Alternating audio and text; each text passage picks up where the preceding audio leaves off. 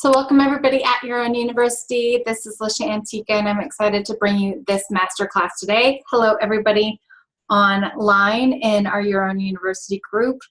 This is really important because I've learned some new things this past week about just cluing into, this is kind of long, cluing into my I've always been an empath. I've always been aware of my empathic skills. And hey, Anthony. Hey, Jennifer. Thank you for joining. And this class is going to be really, really special because I don't know where to look. So I'm going to look at our classroom at Your Own University. Sorry, guys, on live. But I really wanted to make this available for everybody, not only our members at Your Own University, but for at least 24 hours, I want to make this available for everybody in our community. Because there's different things that happen as empaths when we are in a crisis. And I've experienced this a bit for myself when I've gone through personal crisis, where it was like, oh, kind of like, but when everybody goes through a crisis like we had here in Alaska the last week, different things happen. And I am really excited to share with you how to manage your empathicness, what's yours, what's theirs, what's going on within yourself. And also I want to talk about natural disasters. I've had some friends that have gone through tornadoes that I've talked to this last week. I've had friends that have experienced the big hurricanes in Florida that I talked to this week. I have definitely had my friends around me who have experienced with me the earthquake this last week. And many of us are awake to our empathic skills. So first I want to just share with you a bit about who I am, just in case you don't know, really, really fast. And then we're going to get started with this masterclass. So Your Own University is a higher educational school for self-awareness and self-knowledge. And one thing that we study is we study energy and how to manage our own energy. And we also do classes and we study empathic skills and sixth sense skills. From psychic to intuition to out-of-body experiences, and all of those things. So this is it's right in between those two areas. We're going to be talking about energy and managing your own energy today. And we're also going to be talking more about just really understanding how to understand what's yours and what's theirs and what is an empath. So the first things first is I just want to read what this lecture is going to be about, because it's important that you know what you're showing up for. I'm going to try to keep it to about 30 minutes. And who I am is I am a professional master level coach, meaning I help people move forward. I specifically have trained around trauma and trauma therapy, meaning childhood abuse and car accidents and anything that shakes up my clients' lives. I help them go from talking about it and living in it and trying to sort things out that can last 20, 30 years in some cases, to how do I move forward from here? What's next for me? How do I put the pieces back together and reclaim my life?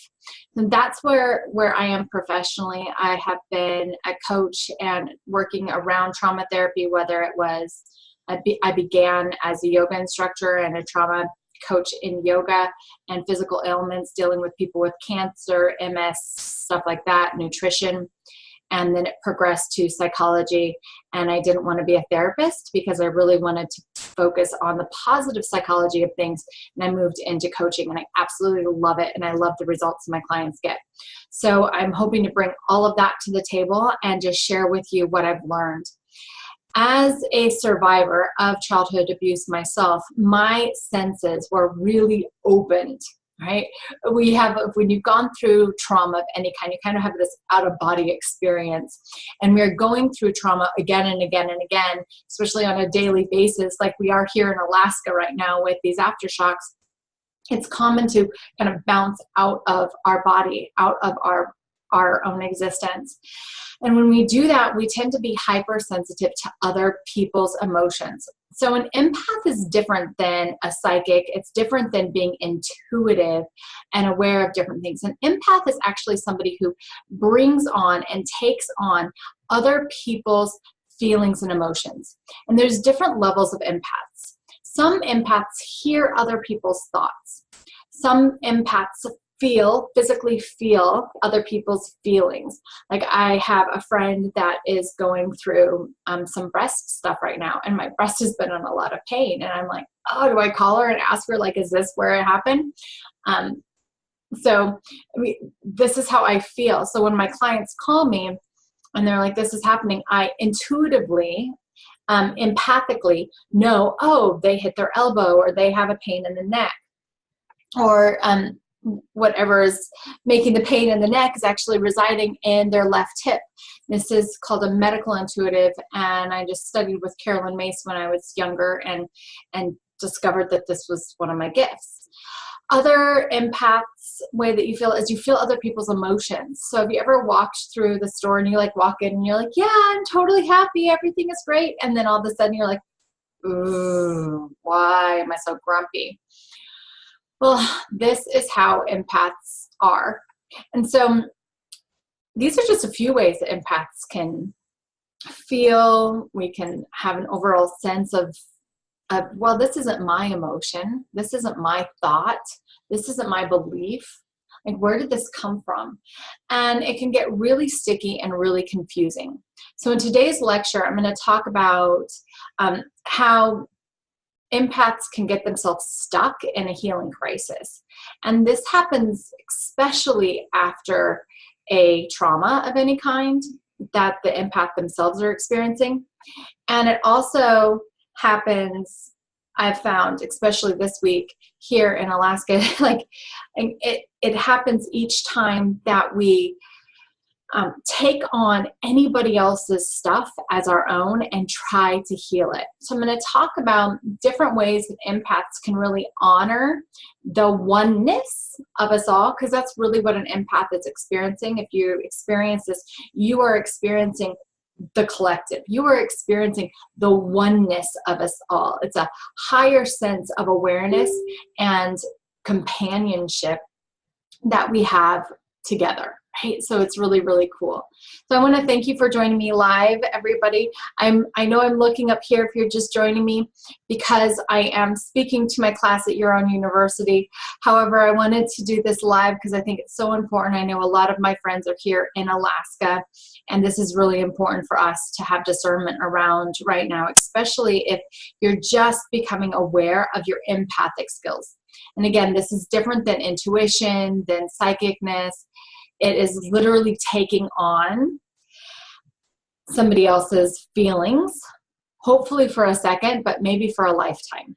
So I'm going to help to break you free from that. So if you're joining me live, please say hi so I know that you're here. I'm going to be checking the Facebook feed as you're joining. I see Shane, Peter, Tina, William, hi, hey, Brandy, Debbie, hi, Kelly, hey, Damon, hi, Jennifer, hi. Okay, so please say hi. Brian, hi.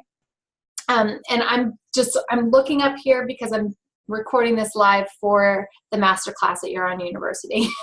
But please, I'll follow your comments there on Facebook. This is so important. So the first thing that we're going to cover in this lecture is, like I just said, ways that we get stuck in a healing crisis. And the second thing I'm going to cover is a pitfall that can hurt you when you discover that you're an empath, and some healing skills that are really important for you to know. So people aren't leeching off your energy, so you don't actually develop an immune system issue for yourself, or a anomaly of an illness that the doctors are like, I don't know what it is. I can't help you, or it's all in your head and you're like, no, like it really hurts. Like, oh my gosh, like I get lightheaded every time I stand up. And they're like, well, you're fine. You're perfectly fine. This is you being an empath. And I know this because I spent my 20s, I'm 43 now, I spent my 20s sick. And when I say sick, I'm talking like cancer, adrenal failure, can't walk up a flight of steps, gained 20 pounds in 3 weeks, acne, horrible acne, depression, PTSD. I'm talking like I was sick. I was sick on every level, mentally, physically, and emotionally. The only thing I had going for me, luckily, praise God, is my spiritual walk was really, really strong in my 20s. And that's how I started learning about these 6 senses and developing my understanding of empathicness to bring me to this stage 15 years, 20 years later, and I'm able to teach you. So we're going to talk about how to stop this energy from leaking out, stop yourself from getting sick, but also so you can really be of service. Because when we have this acute awareness that we are one, that we are all one, and we're living from this place of empathic giftedness, of the true awareness that we are all one, and experience that we are all one, then we do have a responsibility to work with that energy. So I'm going to talk a bit about how to work with that energy. And the last thing is really that. It's 3 ways to help you heal and honor yourself, and honor whatever you pick up. Okay, so, hey, Apple. So this is going to be a fantastic lecture. I hope that you absolutely love it. It will be on Facebook. If you guys have questions on Facebook, I'll answer them now. So if you're live, type in your questions, type in your comments. I'll answer them now. I will help the class for Your Own University. If you want the replay of this, it will be in our members section at Your Own University, and you can get the class for $47, or it is also you can buy a membership and have all the classes for $22 a month. All right. It has been a while, Apple. Nice to see you. All right. So let's dive in to the first thing. I've already told you what an empath is. And so now I'm going to talk to you a little bit about how we get ourselves stuck in a healing crisis, and why we get stuck in a healing crisis, and ways that you can really separate from this and not get stuck in a healing crisis. So Shane, just keep asking those questions. Hopefully I can see them all, and I'm going to answer them at the end. So I'm going to get through the content, and then I'm going to come back around and answer all of the stuff at the end. So one way that we get stuck in a healing crisis is we believe that it's all us. This happens especially, I find, with my clients that have gone through a situation of victimhood and are stuck in survival. When we're stuck in survival, we tend to take on over-responsibility. It's kind of funny. When you're a victim, you take no responsibility. When you're in survival, the next step up, you're responsible for everything. That place of surrender that we have, that's mandatory for our well-being, no longer exists. It doesn't exist yet. So one way that you can step out of the healing crisis as an empath when you're going through something is just remember that you have an acute awareness of everything that's happening around you, more so than the average person. There's about 3% of us that are actually awake to our empathic skills. Now again, this means that you feel things, hear things, sense things that other people are experiencing around you that aren't necessarily yours at all. All right, so say you're in this situation. For me, I had to have an all-out total snuggle day, is what I call it. I did a YouTube video about it on our YouTube channel. And I had to have a whole out snuggle day on Saturday. I knew that my kids weren't going to be with me for one day, and I had to cancel absolutely everything just to try to get myself grounded in the midst of aftershocks. Like we're having an aftershock right now. And I feel the whole earth just vibrate and shake. And I feel everything because of my empathic skills. So if you have an empathic nature, you are going to feel Mama Earth, because we're one with Mama Earth, and the hurricanes or the blizzards or whatever is happening around you, those natural disasters, even more. And you're going to feel what the collective feels around you. So to stay out of healing crisis, remember that you truly, truly, truly are just aware that you are part of the oneness, and get really clear asking yourself, like, what is mine and what is theirs? So in your own university, Trisha Dika, who teaches about empathic skills as well, and she's an absolutely wonderful teacher. She has classes on how to use symbols and other tips and tools in order to know if it's yours or if it's theirs in the moment. And this is good for walking around everyday life.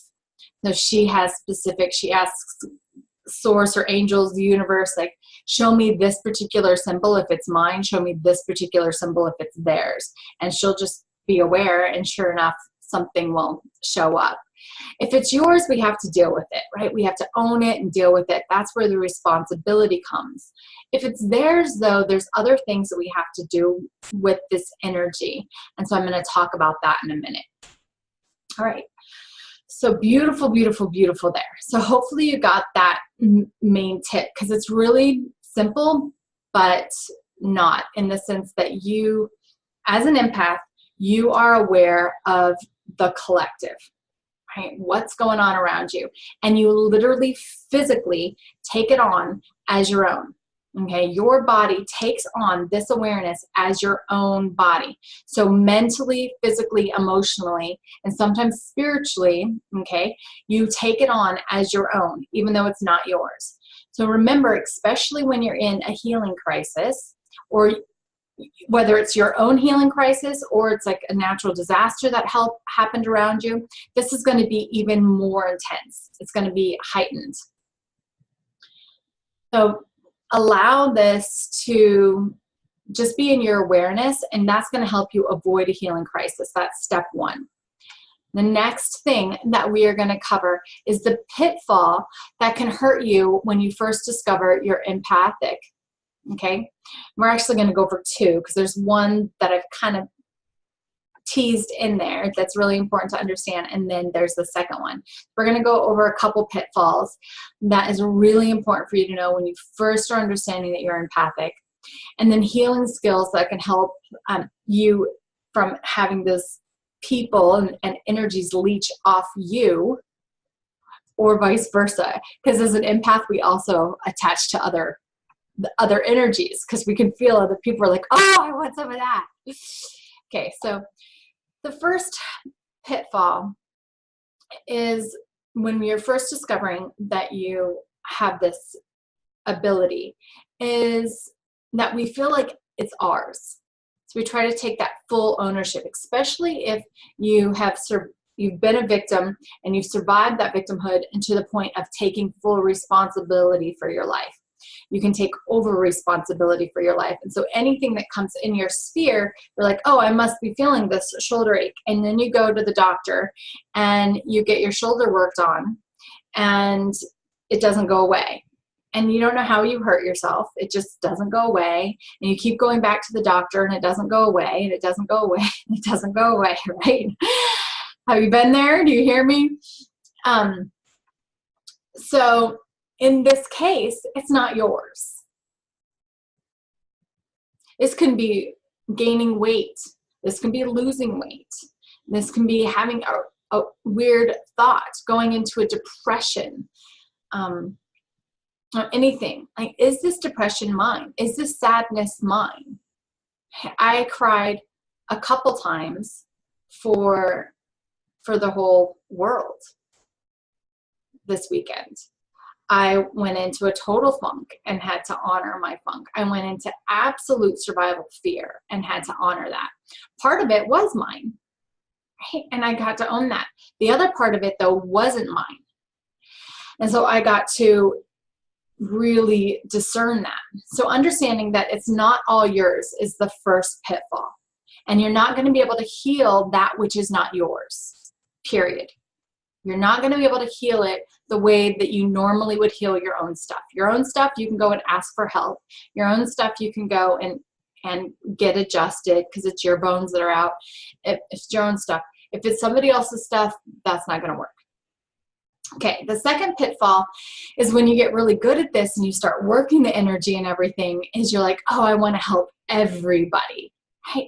So then you open yourself up, you open your heart up, and you become what I now call a demigod. And this nearly got me killed. I've watched it nearly get my friends killed, my clients killed. I mean, literally, like, they almost die. And it drains your energy. It lowers your immune system. It makes you question your reality. It can literally drive you insane. It's the second phase. You realize you're an empath, right? You might not yet realize that you're just feeling the collective, but you realize that you're an empath, something special, right? You realize that you have this ability to help people, and then you're taking on their power. So what happens is you go, oh, I want to help the world, because you're a loving, incredible human.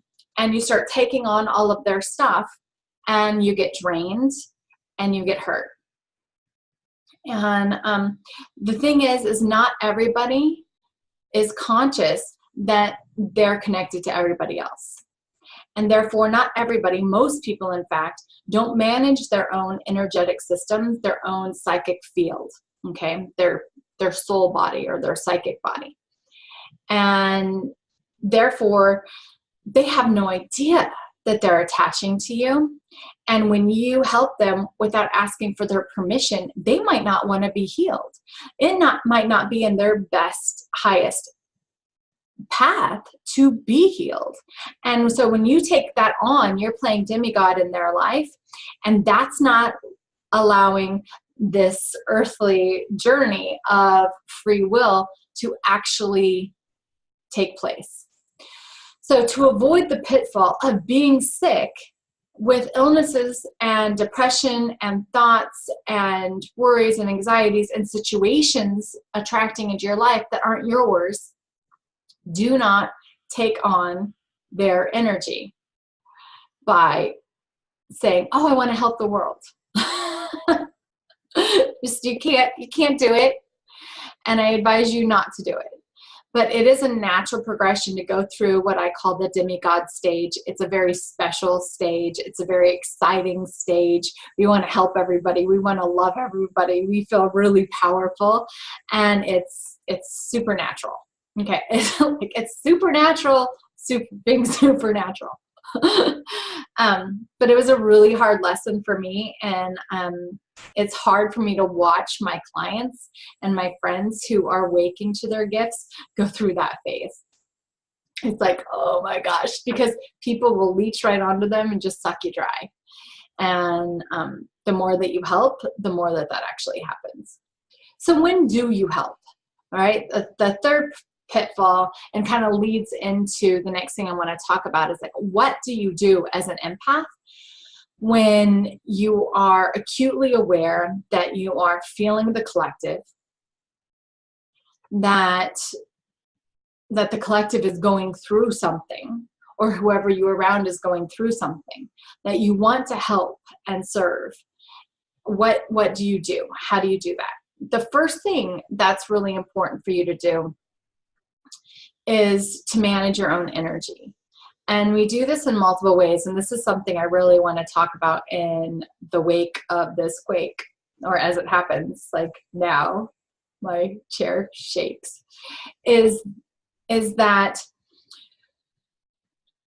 we are very connected to the earth. If you feel the new moon and the full moon, and when the planets shift, when we go from season to season, it's very much incorporated in Ayurvedic medicine. It's very much incorporated into astrology and astronomy awareness. It's very much incorporated into our cycles, especially as women. We're very aware of these cycles. And so just knowing that we are our physical bodies and our mental bodies, I think those two more than anything, as well as our vibrational bodies I'm feeling now, are all connected to Mother Earth. So when there is a natural disaster, meaning a tsunami or an earthquake or tornadoes or massive snowstorms or hurricanes, we're definitely affected as a collective. So you're going to feel as an empath, you're going to feel more. So what do you need to do? What you need to do is ground yourself. And there's multiple ways to do this. For me, I'm learning how to surf right now. And it's taken a couple days for me to really come back down to earth and say, okay, when the earth starts shaking, I get to shake too. Right? Like I get to receive these shifts in my own physical form. This is a gift of alignment. And we're all going to receive them one way or the other. But when you surrender and root and ground yourself into Mother Earth by getting your feet out on earth, if that's possible, for me, it's just too cold. I can't do it with the snow. But crystals, rocks, holding them. Salt baths are amazing. Salt baths are incredible. And allowing yourself to just sit in meditation and visualize a cord running down through your spine into the core of Mama Earth, just wrapping and anchoring there. And just tying your soul into your body, basically. So one thing that I do with clients and one-offs or one sessions, is soul seeding. Because oftentimes in trauma, our vibration, our soul body, our higher self, our master self goes whoop and pops out. So we're like hanging on by a shoestring. And so anchoring yourself back down, calling your soul back down into your physical form, calling your thoughts back into peace is really, really important. There's also grounding mats that you can get. There are salt caves if you're in an area that has a salt cave. All those are really beautiful and wonderful to utilize. So the first thing is ground yourself. The second thing is, like I said, Trisha has a wonderful video on your symbols and using your symbols. But basically, you just say, is it mine or is it theirs? What's mine? What's mine here? Oh, okay. So for me, I have some survival stuff going on. I just do. So I have to own that and journal about it and go through that. However, there was a lot more fear coming at me from a lot of different places. And as soon as I drove out of my home, it got even more intense. I got depressed. I got scared. I just wanted to eat like everything. And I've been doing really well with my food and nourishing my body. And I all of a sudden wanted to like eat everything. I wanted to drink. I wanted to smoke. like I was like, and I'm like, whoa, all right. Like, this is interesting. So those behaviors immediately let me know, oh, well, this isn't all me, right? So by knowing myself, which is what we teach about at Your Own University, by knowing myself, I can differentiate, well, that's not my normal behavior. So how much of that am I going to allow myself to experience, and how much of it am I just going to cut off and say, interesting, and hold that space, which we'll talk about in a moment, for the collective, for whoever I'm feeling or connecting with. The next thing besides that separation is what I'm going to talk about is really allowing yourself to hold the space for other people. And there's multiple different kinds of empaths, and Trisha and I actually did a class on this as well. It's also in this area, the energy area of Your Own University. So if you're a member, you can go and watch those classes. But the short of it is that some empaths have a spiritual gift to run that energy through them back to source, back to God, back to source, and back to the person, okay, at a higher level. And they can transmute that. They can transcend it without it touching them. So it doesn't affect them. They're not going to get that sore shoulder forever, right? It's just going to run right straight through them. And this is actually extremely rare Most empaths don't get this. Most empaths are what I call witnesses. And so what we do is we witness and we validate whatever it is. So we validate the fear, we validate the pain, we validate the message, we validate whatever is coming up. We validate the depression. We validate whatever is coming up, whatever we notice. We validate the wanting to eat, right? We validate the like desire to stand. Like I stood in line for a bottle of wine on Friday. I'm like, yep, I'm doing this. Like I don't have any wine in the house. I'm gonna have a drink tonight. And I literally stood in line in the only liquor store that was open. Taking one person in at a time to get a bottle of wine on Friday after the quake. And I'm like, my nerves need it. And like, that's what everyone's doing. So it was kind of funny, but normally I wouldn't do that. I wouldn't even go and get a bottle of wine. So these are ways that I'm like, how well do you know yourself, what you're going to do? So for me, I chose to do that. And while I was online, I did some praying for the people. I wrapped everybody in white light. I did some energy work. So that's another thing that you can do is as you do your own energy work, you can just do it for the collective. So it's not going specifically to somebody. You say, whoever this is will serve the most, whoever is feeling this way, wherever this is coming from, I ask for peace. You can call in the angels of God. You can pray and specifically pray. So if you know, like I knew who I was feeling when it came to my body. Can you hear my house creak? It's getting weird. So when it came to my body and things I was feeling, I knew who I was feeling. So I just went in and I just prayed for that specific person. I prayed over their body in the place that they were hurt. I witnessed it. You can do some Reiki, sending them energy. If you know Reiki and symbols, you can pray for them. You can send them just love and light and just witnessing that. And it's not about you. That's the important thing. Like it's not, don't own it at all. It's about them. So you're going to pray for them and then let it go. And then it's about really letting it go. Really, really, really letting it go. Letting whatever why we get to know these things, who knows, right? So whatever your reason for being cued in on how this other person was feeling or thinking or sensing, whatever that was, it is your responsibility to honor them, to pray for them, and to then remind their energy, remind them that they have just as much omnipotent power as you. That's a big one. It's like surfing. You say like, we're having 3. Beagle, are you still on here? Are you feeling all of this? Crazy. So you're just going to pray for them, send them energy, Reiki, not to heal them, but to witness them. If you are a healer and they give you permission to work on them, then you can go deeper with them because then they're ready, their soul, their spirit is ready to receive that. Okay? If you get a hit or an intuition that somebody's feeling a certain way and they're not ready to admit that feeling or recognize that feeling, you can work on them as much as you want. You can take it on, you can pound it in their head, and they're not going to hear you at all. You're actually just you're going to look worse for saying anything.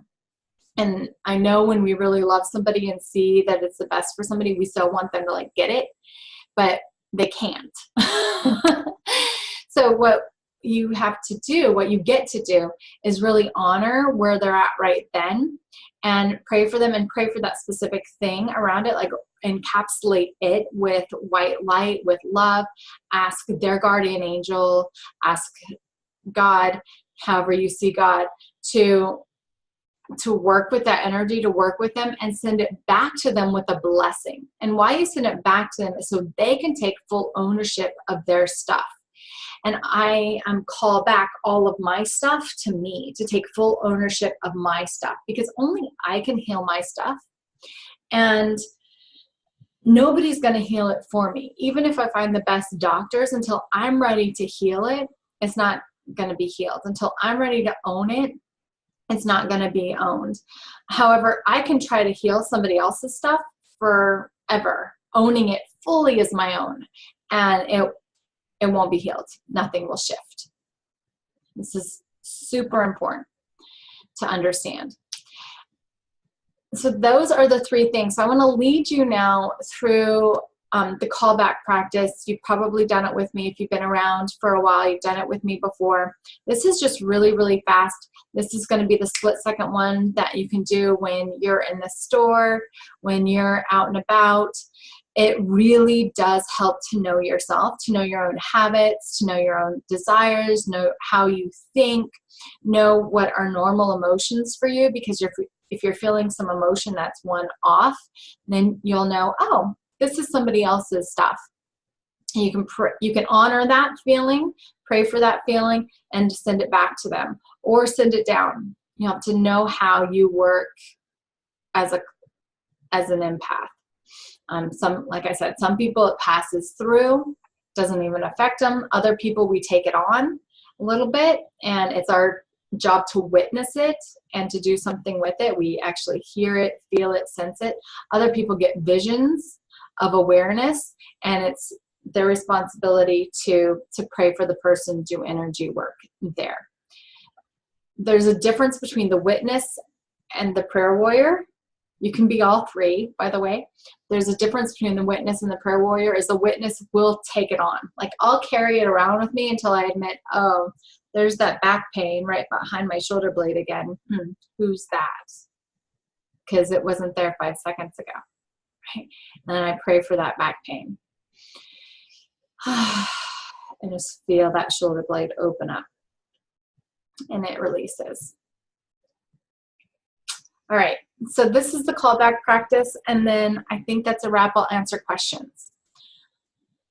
And we'll do a little review. So the callback practice is really simple. You can do eyes open, eyes closed. Just going to take a deep breath, breathing into your heart center. Exhale, push that energy down all the way through your feet, all the way down into Mama Earth. And visualize that cord wrapping around the core center of Mama Earth, really rooting and grounding yourself. This is actually tying your soul, your higher self, into your core, your personality, your physical body, anchoring in. So you're just throwing down your anchor. Then take another breath.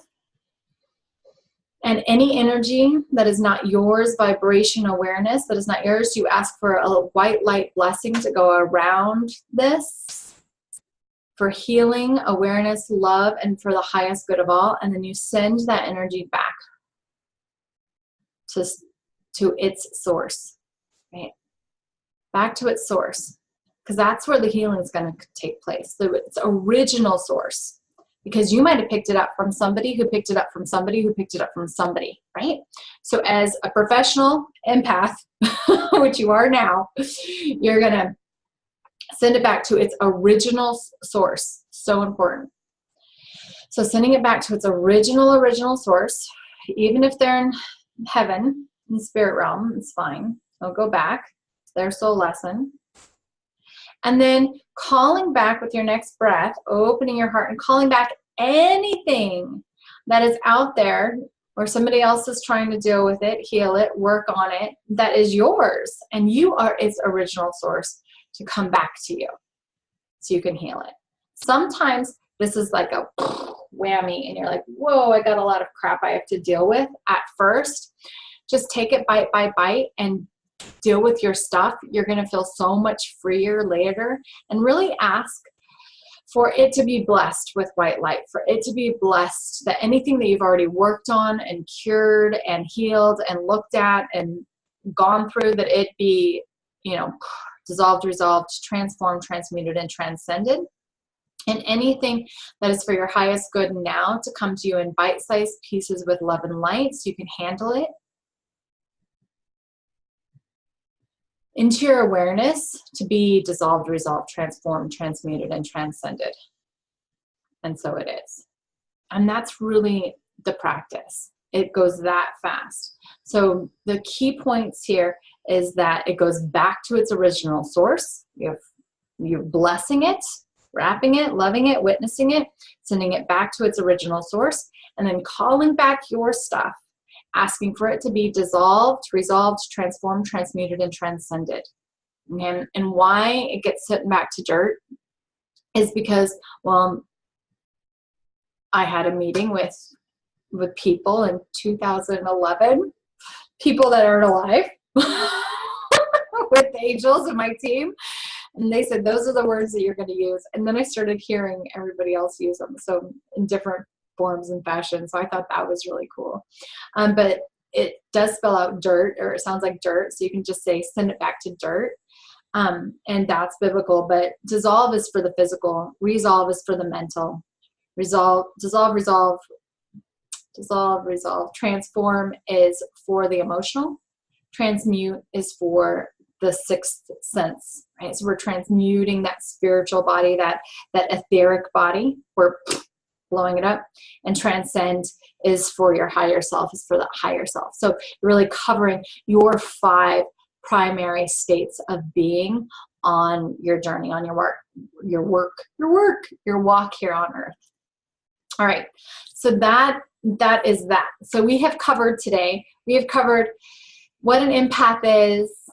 You've got how not to get stuck in that healing crisis. You've gotten the 2 pitfalls that people get new empaths stuck and miserable and feeling like it's more of a curse than a blessing to be an empath, and how to stop people from leeching from your energy. And when you do that callback practice and release practice, you're not going to experience that anymore. You just aren't. I do it in the morning and the evening, as long as I remember. And when I don't remember, I feel it for sure. And you learn the 3 ways to heal and honor yourself. So that is to let the energy just run through you. You can call on that purple violet flame and just blow it up. The dissolve, resolve, transform, transcend, and transmute to honor yourself. To witness it and send it back to source to honor yourself.